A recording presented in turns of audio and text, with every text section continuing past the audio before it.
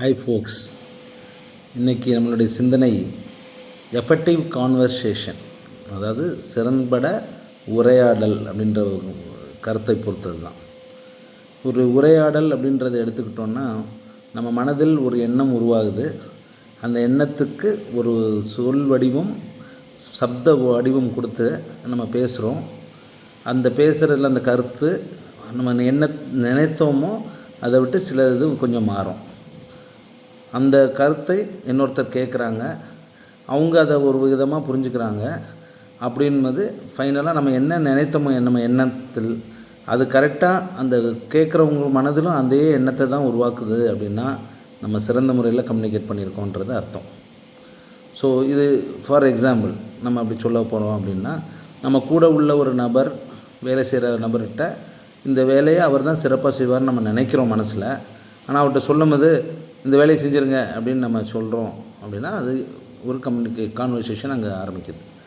அவர் என்ன புரிஞ்சுக்கிறாரு, வேலை செஞ்சுருங்கன்ற உங்களுடைய சப்த ஒலிகள் அவர் கேட்டு என்கிட்ட மட்டும்தான் வேலை செய்ய சொல்கிறாங்க, என்னை மாத்திரம் வேலை வாங்குகிறாங்க அப்படின்னு அவர் மனசில் உருவாக்கம் எண்ணம் வந்துடுச்சுன்னா, நீங்கள் நினைத்தது அவர் தான் சிறந்ததாக செய்வார்னு நினைக்கிறீங்க.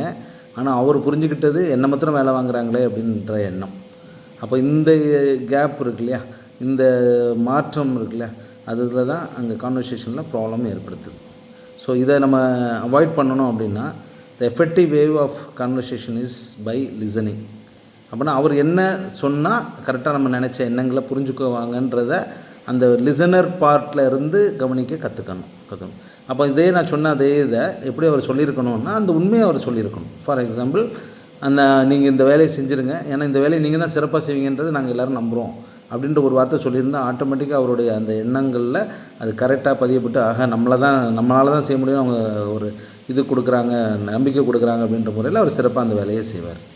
ஸோ இது இட்ஸ் கால் காம்ப்ளிமெண்டிங். அப்போ எந்த ஒரு இதை நம்ம கன்வர்சேட் பண்ண முடியும், நிறைய டைம் காம்ப்ளிமெண்ட், அதாவது அவங்களுக்கு ஒரு உந்துதல் சக்தியை கொடுக்கறதுக்காக அவங்கள பாராட்டக்கூடிய விஷயங்களை நம்ம சொல்லிகிட்டு இருந்தோம்னா அது ஒரு சிறப்பான கான்வர்சேஷனாக ஆட்டோமேட்டிக்காக மாறிடும். அது மனசுலேருந்தே வந்தால் தான் அந்த கான்வர்சேஷன் பண்ண முடியும். ஸோ அதனால் மனசுலேயும் அதை எண்ணத்தை வளர்த்துக்கிட்டிங்கன்னா, ஒருத்தரை காம்ப்ளிமெண்ட் பண்ணுறத ஒரு ஹேபிட்டாக நம்ம கொண்டு வந்தோம்னா எஃபெக்டிவ் கான்வர்சேஷனாக அது மாறும் என்பதில் எந்த ஐயமும் இல்லை. தேங்க்யூ.